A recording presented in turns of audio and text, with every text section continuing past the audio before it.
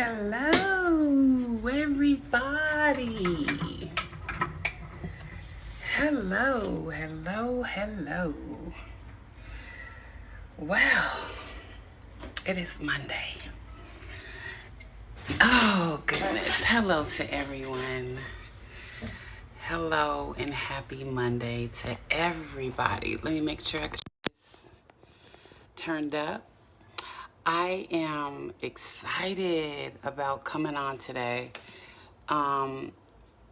Definitely, this is a great Monday for a lot of different reasons. There's a lot going on. First of all, I just want to thank everybody for logging in and coming on today, and just thanking everybody for tuning in Mondays at 7:30. Hello, Brian Buchanan. Hello, Andre Green. Hello, everybody that is on here. I just want to thank everybody for tuning in on Mondays with me and hanging in there. This has been a great year, and I just want to give God all the glory this evening, I'm sorry. December is a great month, not just because Jesus' birthday, because it's my birthday on next Monday. I just want to start off by having just a little bit of prayer before I get started, because there's like a couple things I want to hit on today that I want to cover to help you guys out to get you through the end of the year. Lord, I just want to thank you for just bringing us all here today. Lord, just thank you for everyone that is logging on to Facebook Live on today. Lord, please just expand their territory and give them the insight of making the great choices of what they do with their money and how they work their credit. And Lord, just bless everyone out there that has a desire to do better with their finances. Lord, I thank you for everything that you've done for PCC Network, as well as I thank you for everyone that has been logging on. And I'm hoping and praying that they have been getting a lot of good, great information each Monday when they tune in live with me. I just want to wait a few minutes and just make sure that everybody is logged on and that everyone has great reception. I get a lot of questions. Every time I do the live, I definitely get more and more questions in my inbox about different things that you guys want to have more information on. There's a couple things that I want to just point out to you guys the end of the year. And I'm going to put the phone down so you guys can see me a little bit better here. I just want to let you guys know that there is so many things out there that can get you off track. And when I say that, I mean, as far as your finances go, when we started out with PCC Network, what I want to say is when we began in August, we began on what is called a 6-month challenge. And when God gave it to me, what I tried to do, I am so sorry, I'm losing y'all, I'm sorry. What I tried to do in the beginning when we started out, when God had gave it to me, it was way back in the summer, and it basically was where when you came on, it was a 4-part segment. The first part of the segment was getting everybody's credit score as high as we could get it. That was the first phase of it. The second phase of it was investing. A part of our network is being type of holistic type of financing, where we do everything that has to do with your finances. When we started out, I had clients on the West Coast, and then I started gathering up clients in the South part. And because I was going to be here and I was going to retire and not return to the West Coast where I had moved from, God had kind of given me kind of a plan as to how I was supposed to do it.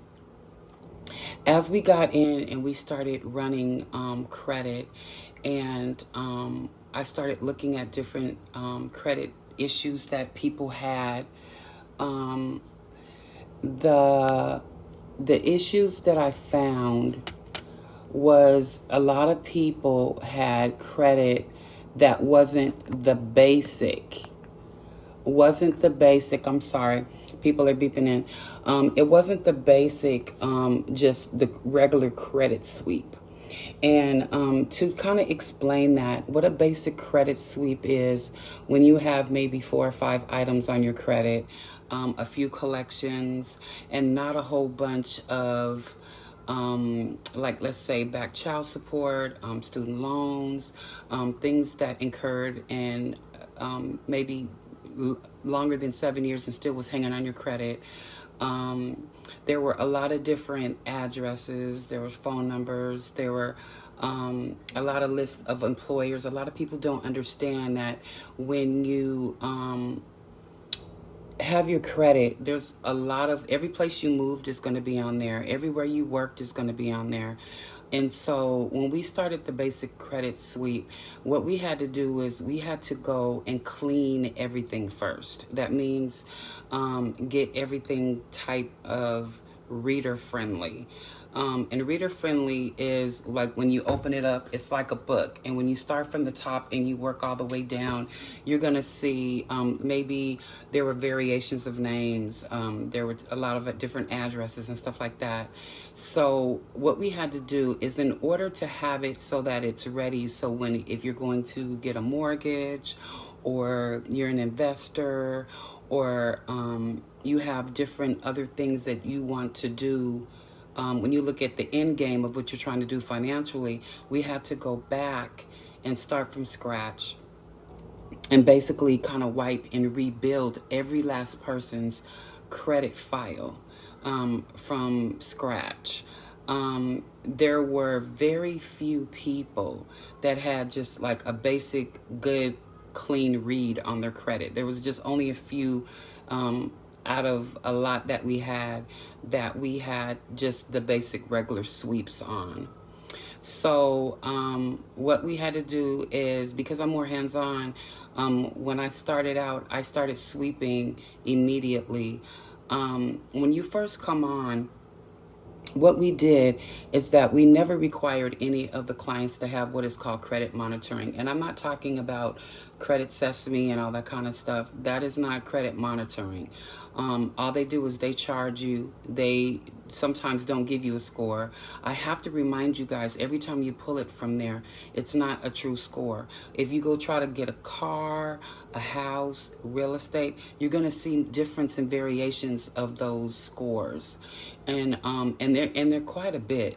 So it doesn't give you a true number. And what we're looking for when we look at credit, we're looking for real estate ready type of scores. And so, with that being said, I assume everybody that we have are going to be real estate investors, or some type of investors to some degree at some point. And so when we get into it, that's what we get you ready for. We definitely got a lot of success this year. The thing that I really wanted to talk to you guys about is that I am really concerned at, you guys don't really understand what debt to ratio is. And you guys have to understand that. Basically, debt ratio is something that if you can add up on a piece of paper, if you have a piece of paper and you write on the left side all of the bills that you have. I'm talking about car insurance, rent, oh my God, anything that you have to pay on a monthly basis. What is going to happen is that you're going to, on the left side, if you can just put everything that you pay out every single month. It might be gas, food, your Starbucks. It might be something as small as your daycare. It might be your car insurance. It might be your car note. It definitely is going to be your tithes, because that should be the first thing that should go on the list at the very, very top. And when you look at that, and then you put on the right side how much you make, And I mean any income that you make is counted in as income. So if you just only work a regular job, then what you're going to do is when you divide those bills by what you make, what it does, it divides what is called debt to ratio income. And what is going to happen if you look and add up all the bills and divide that into the housing allowance, if it's over 50%. What is called a debt to ratio income, which means when you're getting ready to buy a house, you must have that under 50%. So as a renter, if you're going from renting to one day wanting to own your own home, if you at this point are struggling and you're paying rent, there's things that you don't take into consideration when you get ready to become a homeowner. Like now you don't have anybody that's going to you have to have somebody cut your grass.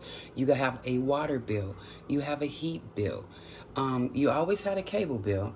But the thing about it is that these are things that you guys don't take include into the debt ratio, that once you get it, it's going to send that debt ratio up higher. Now, when you're getting ready to do a mortgage, they don't add those extra bills into your liabilities, so you can get a true number. What I try to do is, if you know that you're going to be buying a house next year, you want to add those buffers into what those liability monthly rent bills are, including your credit cards and all that stuff. That will let you know how ready you are. What I usually do is, that's why when you come on to PCC, I have them put money away every single month into a savings account that they do not touch. Part of the reason that we do that is because it trains your mind. If you're paying rent and then you put an additional amount away each month, that gets you kind of prepared for what's to come. When you pay your bills, we don't often take into consideration that there's going to be an emergency. An emergency can be your car goes down. There could be a death. There could be something tumultuous that happens to you. And the thing about it is that we don't take those things into consideration. And those things that spin out of control, that are beyond our control, are the things that definitely keep us from getting where we want to be financially.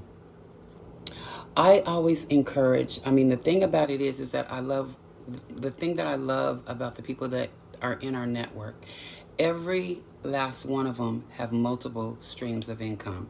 They don't just have a job. They have other things that they do. I always try to look at, when I do the monthly budget, if we are short, what you can do that's not going to hurt you, even if it's overtime, or if it's overtime on your job, or if it's a thing where you have to figure out a second job. There was a time, at one time I worked 3 jobs.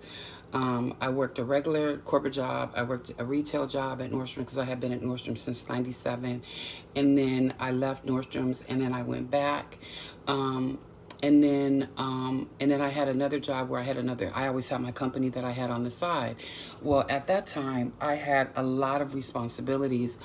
And I was always the type of person that I'd rather work my way out of it and I never was the type of person that liked to borrow anything. I never have been a type of person that borrowed things from people. I've always been the type of person that I just get out there and I get another job.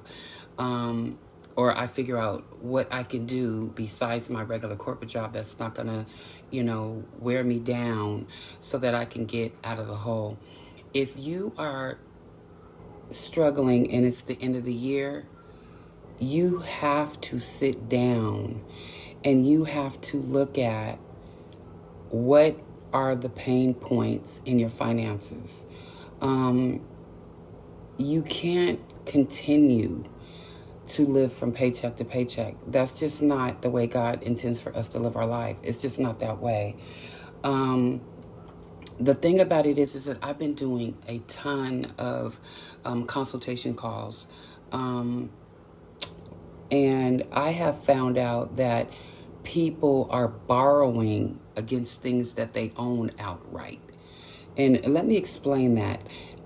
If you have a car and you have the title for the car and you have no more payments on it, there's no reason in the world why you should be taking loans out against your car that you own, which is an asset. Now, as it is that when you buy a car, worst investment ever. We all love to drive a nice car or whatever, but I'm not all worked up about cars like that. I'm more of a real estate person, because that's the one thing that my father taught me years ago that never loses its value. Real estate is the only thing that you can get that it always is a great investment, no matter when you're doing it. If you're paying over $1,000 in rent each month, you definitely could be a homeowner. If you're on the West Coast, when you look at the cost of living and how much everything is so much more expensive from where I'm from on the West Coast than it is here in the South. But at the end of the day, what you have to do is you have to get yourself ready so that you build up some type of savings, so when you cross that bridge, you don't have what is called payment shock. And a lot of us go into payment shock when we go from renting to becoming homeowners finally. The thing about it is that the reason that I love the network is because when God gave it to me, he said, we're going to have this many people. We're going to cultivate millionaires. We're going to do this. We're going to invest. There's nothing better than having a group of people that you tithe with, and they're believers and they tithe regularly. And God has really, really kept his umbrella of protection and finances over, not just over my life, but over different people in the network. I have seen miraculous financial blessing on this year, and it was nothing but God. I believe that God is a rewarder of those who diligently seek him. And so if you're always trying to do better, God will open up doors that you just, it's amazing. It's like I when I pray about something sometime, and I used to be guilty of this, and I can testify to this. There was a time that every blessing that I got in my life, it came straight from God, because the way that he blessed me was so uniquely done that it was nothing but God. But at the end of the year, you can't lose faith. You can't lose faith at all. Sometimes, it looks like maybe sometimes your credit is not moving as fast as you would have wanted it to, but it doesn't matter how fast it is. It depends on if you get to the number that needs to be. I'm the type that I am never going to stop and give up on my clients until we get to 800. 850 is where we try to live. We have so many people that call me every day and give me a testimony on where they are. I love the fact that as an owner and a CEO, that the testimonies that I get every single day are so, they're so amazing. There's days that I cry with joy because I'm like, God, you are doing such a miracle in these people's lives. You have to have the attitude, if I will, I can, I am, I will be, I shall be. I don't believe in the ordinary. I believe in the extraordinary, which means that I always look around the corner for God to do something amazing. And I'm just glad that I have, at the age that I am now, I have learned the ability to hold on to God's faithfulness, just him being so faithful. People ask me all day today, off and on, what is it that I wanted for my birthday? And I'm like, I am just happy for my health and my strength. I know people that I grew up with that didn't make it to the age that I am. I thank God for my children. I thank God for everyone that's in my network. I just am just so blessed. I just thank God that he shows me different things every single day. And in the still of the quiet times, December is definitely my favorite month of the year, but I've just learned in the last few weeks, just kind of pulling it in a little bit more, that what God's purpose is for my life. And you gotta know your purpose.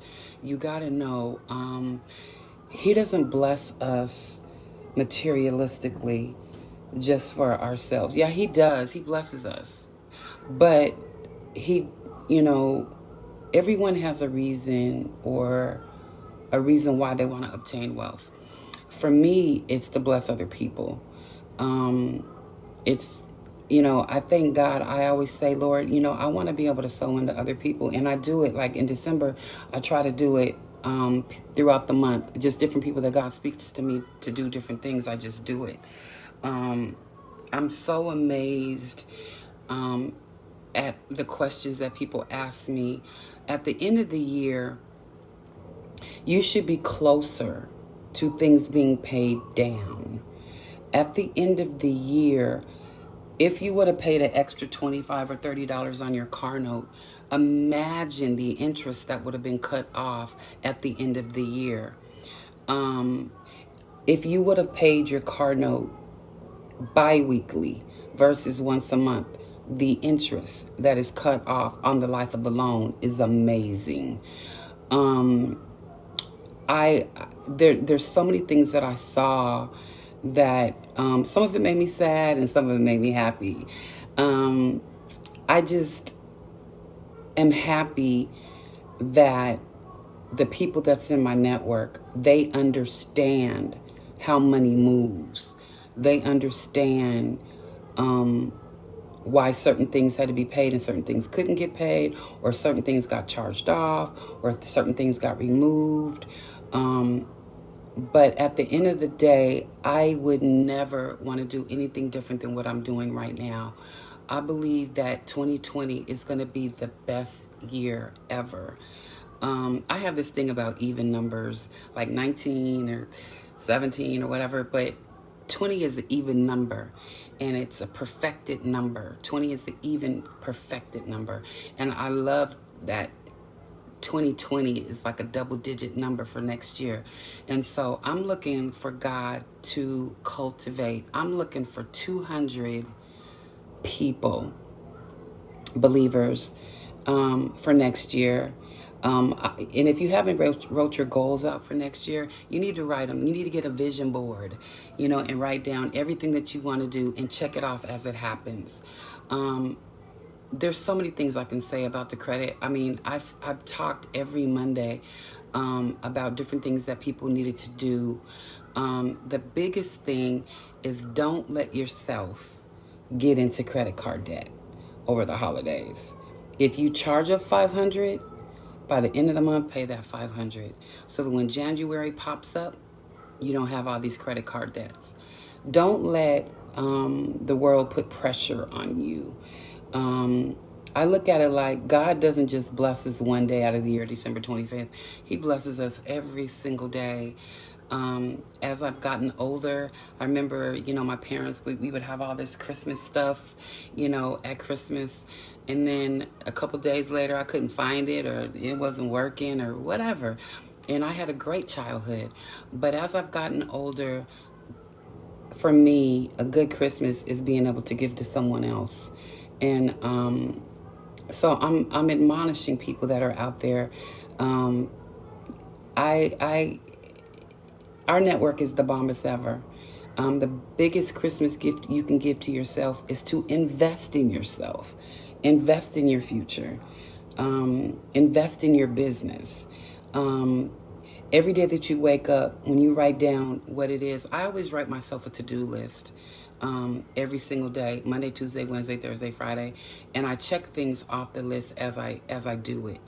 I keep myself on task. I keep myself with everything that had happened. I had got in a bad car accident. Sometimes I have so many appointments, and I don't want to make sure that I go through my day without remembering something that I needed to do.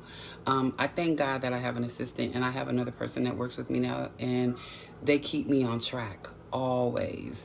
And every every week I have a project that I'm doing for one of my clients. I still go visit people. I still do my check-ins with my clients. But most of all, if I could tell you anything, stay on top of your bills. Communicate with your creditors. Don't ignore them. Call them. Communicate with them. Talk to them. Work out payment plans. And stay focused on your car notes and your credit cards. And anytime that you have extra money, put it on your bills so you can pay them off. Cut the interest that you can on all of your bills. God can do so much. Also, just as a FYI, on Wednesdays, PCC does we do our network fast from 8 to 12 on Wednesdays. And we would love for all of you guys to just join in with us as believers and just believe with us before the end of the year that God wants to heal your finances. Give me a call. I'm available 24/7. That's a good thing about PCC. We never sleep around here. The number is 386-222-5336. Again, it's 386-222-5336. And you can also send me an email. I would love to get your feedback. pricecreditconsulting@gmail.com. Again, that is pricecreditconsulting@gmail.com. And I also have my other business number on my About if you go into my Facebook page. But I would love for a few more of you to come onto the network. You wouldn't regret it. I'm telling you, it's the best investment that you would ever make. And when you look at the money that you throw away each day and each month, it's no better investment to have a financial planner that is with you for the rest of your life.